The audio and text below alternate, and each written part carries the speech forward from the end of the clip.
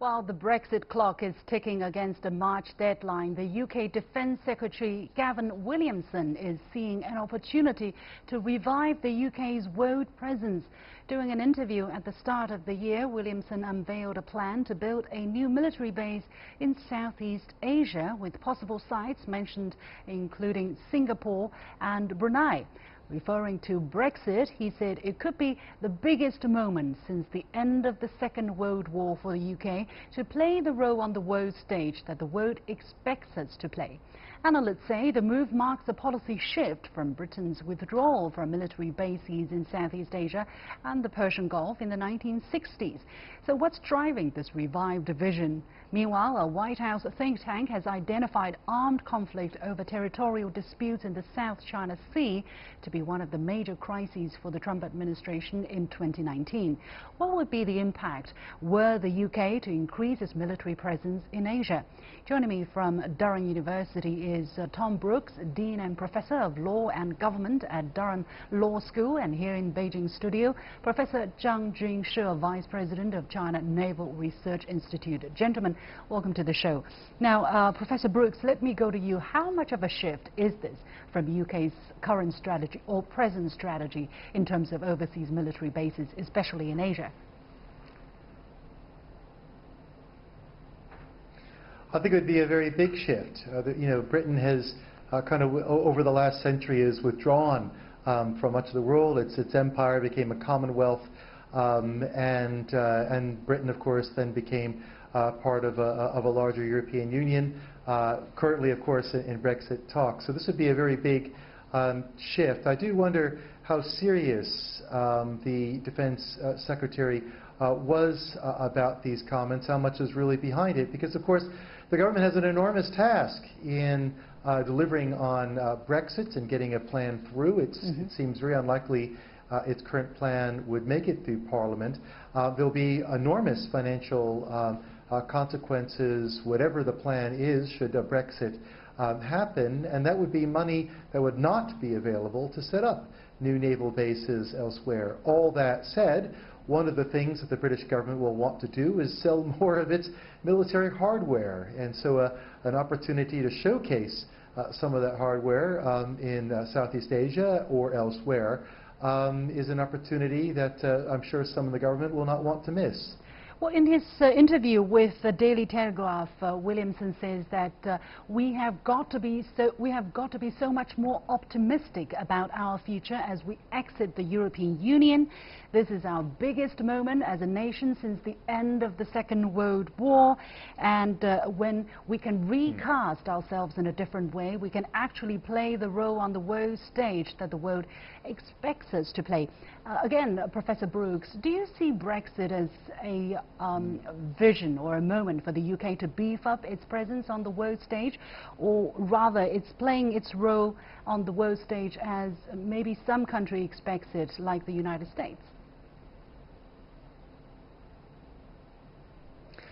I think that Williamson is right to say that we should be optimistic, certainly make the best of a situation that we can. I think that he's also right that this is the biggest political change, should Britain carry Brexit out, for the UK since the Second World War. I think those things are right. What I don't agree with is that the world somehow expects Britain to bring back its kind of colonial era bases or something like that anywhere. I think that the world has moved on. I think that doing something like this is unnecessarily provocative at a time that I don't think helps the country set up new trade deals, which is apparently the big driving force behind the kind of Brexit it says it wants. And so I don't know who in the world is expecting the UK to be setting up these bases. And also I think that, what would the repercussions be, say,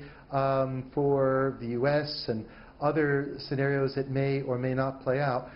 Theresa May, the British Prime Minister, was the first foreign leader to run to the White House and meet the newly elected President Donald Trump. She hoped that that would lead to a swift new trade deal with the United States.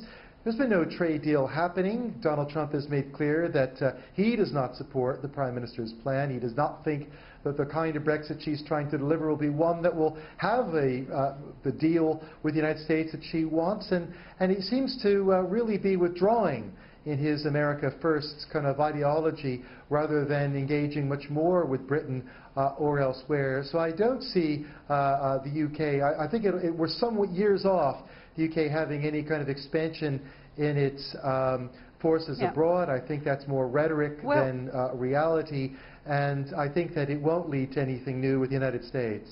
Well, that, although it is just rhetoric, it's being reported and it's being heard on this part of the world, and especially when you mention Southeast Asia, when you're talking about a military base, when you talk about Singapore and Brunei, naturally people here start to think about what does Great Britain want to do, what does the UK want to do in especially the South China Sea, you know, and send military ships there. And of course. So, yeah, Professor Zhang, from the Chinese side, how do you read the plan, the vision that the UK Defense Secretary has laid out there?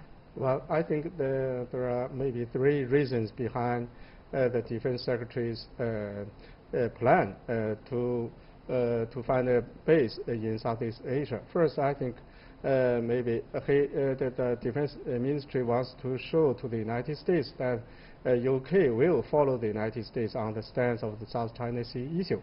But I don't think Southeast Asian nations will welcome UK to play a role in the South China Sea issue. But what's the indication that the UK is trying to fulfill the expectation of the United States? Has the US expressed this kind of expectation for the UK military to join the US in, for instance, freedom of navigation patrols in the South China Sea? Yes, the US high-ranking officials have repeatedly saying that it welcome its allies to send its warships and airplanes to the South China Sea. The best way is to follow the United States to conduct so-called freedom of navigation operations, or if not so, joint patrols or only military presence operations are also okay. So we have seen that the Philippines President, Mr. Duterte, has repeatedly saying that the Philippines will not follow the United States in the South China Sea to conduct the joint patrols. And the second reason for the UK to move troops here, I think because it will exit from the European Union. It wants to maintain its influence in the world. And this reminds me of the history. About 700 years ago, when the 100 Years' War between France and Britain ended, Britain lost its territories on the European continent, and then it diverted its focus, its attention to other places of the world. And now I think they will repeat the same move. And the third reason, maybe it will sell its arms to Southeast Asian nations. Professor Brooks, what's your take on the 3 points that Professor Zhang just mentioned? I think he's absolutely right about this analysis. I think that the UK has been very clear about trying to refocus its energies beyond Europe to go elsewhere. There's been clearly overtures towards the United States in trying to forge more closer ties. Of course, in the United Kingdom, people here talk often about a so-called special relationship with the United States. I can tell you, as an American-born citizen, I'm a citizen of both the US and UK, the United States does not see a special relationship with any particular country, certainly not with the UK. So I don't think that kind of feeling is mutual between the two. And I think that all of this is going to be a very big challenge for the UK. So while it's trying to imagine itself as outside the European Union, as doing something different, exercising influence elsewhere, sending out signals to the US and elsewhere that it is still an important player militarily and otherwise, outside of the European Union. It's also the case that Brexit will have big costs, as I've already mentioned. It's also the case that in the last few days, what's been gripping the cabinet here at the moment has been what's been called a major incident of a few dozen people coming across in rafts from France, coming to the UK without visas and declaring asylum, where Britain is trying to divert parts of its navy from the Mediterranean to come up to the English Channel to protect the UK here. It seems in more of a political thing than anything else, not really a crisis. But the point here is, if Britain is already struggling with its navy to kind of have some protection from asylum seekers coming from France, I think that we're still some way off any kind of viable base elsewhere. And it's also unclear, as the other commentator has rightly said, that any such presence by Britain would be welcome. It's not clear that it would be welcome by any such party. Professor Zhang, thinking about Brunei or Singapore, what would be the possible reception of these countries, and what would be the implication if the UK were really to have such a military base in the near future?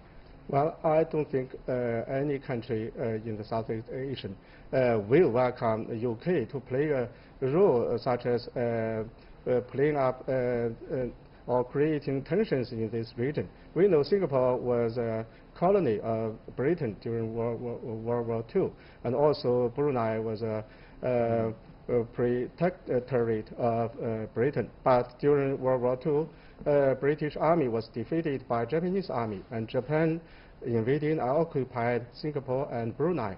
So after 70 years, Britain will come to these two countries. So I don't think that people in these two countries welcome UK to come here to create tensions in the South China Sea, because all the countries, including the claimant countries such as the Philippines, have agreed to return to the appropriate way of negotiations to settle the dispute in the South China Sea. If UK comes back, if it gives investment, I think these countries will welcome, because this will be conducive to the economic development in this region. But if they divert their warships here, they don't want to see this.